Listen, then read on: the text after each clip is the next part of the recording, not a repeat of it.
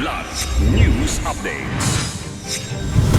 Sa ating mga balita, Wesley Guo, kapatid ni Alice Guo, balak ng sumuko. Alice Guo hindi posibleng maging isang state witness. 1.6 milyong katao na apektuhan ng bagyong Enteng at Habagat. Mpox testing services libre na sa mga pampublikong ospital.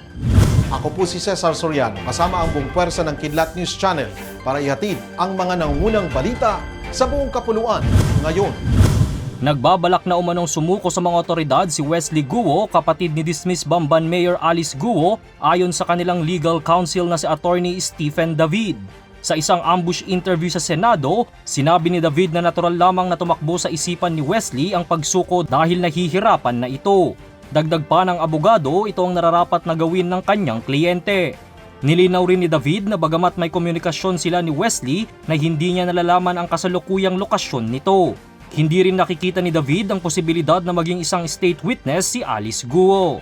Paliwanag ng abogado, halos nasabi na ni Alice ang lahat ng nalalaman niyang impormasyon sa hearing sa Senado. Anya, wala umanong partisipasyon ng kanyang kliyente sa Pogo at hindi nito matuturo ang mga iba pang personalidad na involved sa mga iligal na aktibidad. Mahigit 1.6 milyon na katao ang naapektuhan ng Tropical Storm Enteng at ng Southwest Monsoon o Habagat ayon sa National Disaster Risk Reduction and Management Council o NDRRMC.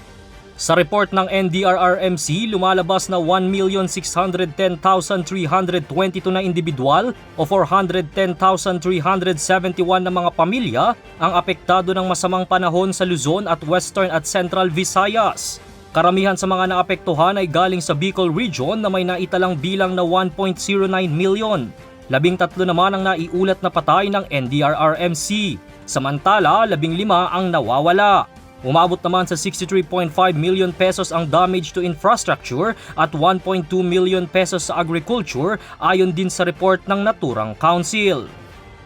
Kinumpirma ng Department of Health o DOH na pwede nang maka-avail ang publiko ng libreng Mpox testing services sa mga pampublikong ospital sa bansa. Gayunpaman, aminado si Health Secretary Ted Herbosa na may kakulangan pa sa supply ng test kits sa Pilipinas. Nang dahil dito, ipinag-utos rin umano ng kalihim sa PhilHealth na bumuo ng benefit package para sa mga miyembro na nais mag-avail ng testing.